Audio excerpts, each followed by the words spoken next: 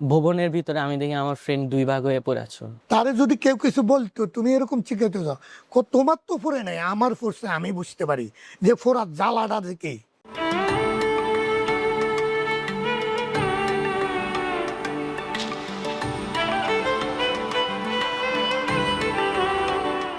আজ খুশির ঈদ। সারা বছরের শত ব্যস্ততা কাটিয়ে উৎসবের আমেজ নিয়ে সারা দেশে যখন ঈদের আনন্দের জোয়ার, চারদিকে নতুন জামার গন্ধ আর হাসি মুখের কোলাহল, ঠিক তখনই উত্তরার এক নিঝুম ঘরের কোনায় থমকে আছে এক কিশোরের জীবন। বাতাসে আনন্দের সুর থাকলেও এই ঘরে কেবলই দীর্ঘশ্বাস আর চোখের জল। সে মাইলস্টোন কলেজের ৮ম শ্রেণীর ছাত্র রোহান। মাইলস্টোন কলেজের ভবনের ওপর বিমান বিধ্বস্তের সেই দুর্বিষহ ও মর্মান্তিক ঘটনা বাংলাদেশের ইতিহাসে এক কালো অধ্যায়। আজ সেই ঘটনার প্রায় ১ বছর হতে গেল। সমাজ হয়তো সেই ক্ষত ভুলে গেছে, কিন্তু রোহানের শরীরের আর মন থেকে সেই বিভীষিকাময় দিনের দাগ এতটুকু মুছে যায়নি। সবার মতো সেদিন সকালে ঘুম থেকে উঠে পরিপাটি হয়ে স্কুলে ক্লাস করতে গিয়েছিল রোহান। স্কুলে অবস্থানকালীন সময়ে হঠাৎই বিকট শব্দে স্কুলের ভবনের ওপর বিমান ক্র্যাশ হলে সেই বিমানের ইঞ্জিনের গরম উত্তপ্ত তেল রোহানের সারা শরীরের উপর দিয়ে প্রবাহিত হয়।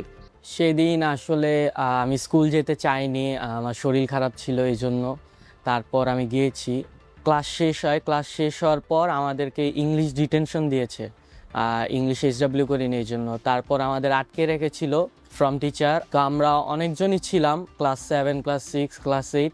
তো তারপর একটা বিকট একটা শব্দ আসে। আমি তখনও জানি না যে তখন একটা বিমান ক্র্যাশ হয়, অনেক ধোঁয়া হয়। ওখানে ধোঁয়া হওয়ার পর আমরা সবাই ওয়াশরুমে আশ্রয় নিই। ওয়াশরুমে আশ্রয় নেওয়ার পর পরে আমি একা ওয়াশরুম থেকে সিঁড়িতে যাওয়ার চেষ্টা করছিলাম, কিন্তু ওখানে অনেক ধোঁয়া ছিল, এজন্য যাইতে পারিনি।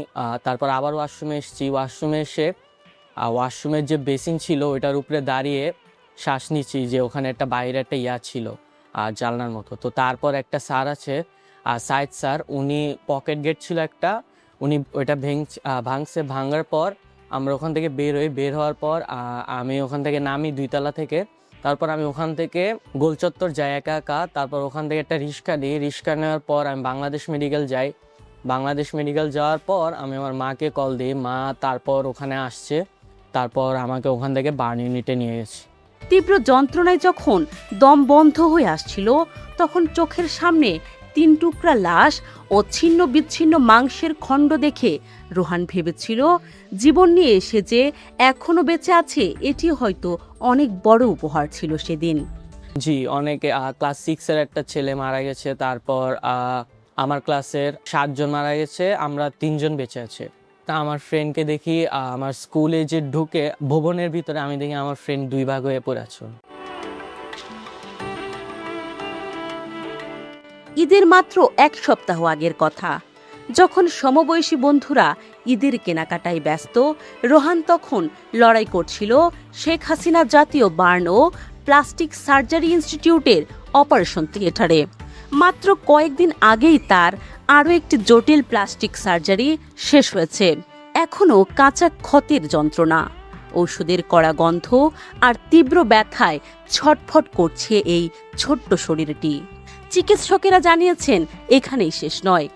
রোহানের শরীরকে স্বাভাবিক অবস্থায় ফিরিয়ে আনতে হয়তো আরও অন্তত 20 বার অপারেশন থিয়েটারের ওই ধারালো ছুরির নিচে দাঁড়াতে হবে। আরও 20 বার সহ্য করতে হবে যন্ত্রণার সেই নির্মম অগ্নি পরীক্ষা। এই অনিশ্চিত আর দীর্ঘ লড়াইয়ের কথা ভেবেই চোখের পানি ধরে রাখতে পারছেন না তার বাবা মা। সন্তানের এই কষ্ট দেখতে দেখতে তাদের চোখের জলও আজ শুকিয়ে গেছে। আসলে তো আমার ছেলে যে অবস্থা, আমাদের তো ঈদের কোনো আনন্দই নেই। খালি আমার বলতে না, এখানে 36 জন ছাত্র শিক্ষক তারা মারা গেছে, 36 জন, এবং আহত হয়েছে প্রায় 100-র উপরে। এর মধ্যে 80 জনের অবস্থা খুবই করুণ। আমার ছেলে তো যদি পিছনে না হইতো বেশি, তাহলে ছেলেকে বাঁচানো খুব কঠিন হয়ে যেত। কারণ যে 25% রুগী মারা গেছে, আমার ছেলে 45% বান হয়েছে। আল্লাহ তাকে নিজে হাতে বাঁচাই রেখে গেছে। আর আমার এই ছেলে মানে উ তো শুয়ে ছিল 1 মাস 6 দিন, শীত হইয়া শুইতে পারে নাই। তার চেক করে ওইখানের মানুষ, খালি আমরা না, মানুষ রুগীরা পর্যন্ত অস্থির হয়ে গেছে তার চেক করে। মানে তারে যদি কেউ কিছু বলতো তুমি এরকম চিকাতে যাও, তোমার তো ফোরে নাই, আমার ফোরছে, আমি বুঝতে পারি যে ফোরার জ্বালাটা দেখেই। যে বয়সে মাঠে ফুটবল নিয়ে দৌড়ানোর কথা, বন্ধুদের সাথে ঈদে ঘুরে বেড়ানোর কথা, সেই বয়সে রোহানের সঙ্গী এখন হাসপাতালের বিছানা আর প্লাস্টিক সার্জারির অন্তহীন অপেক্ষা।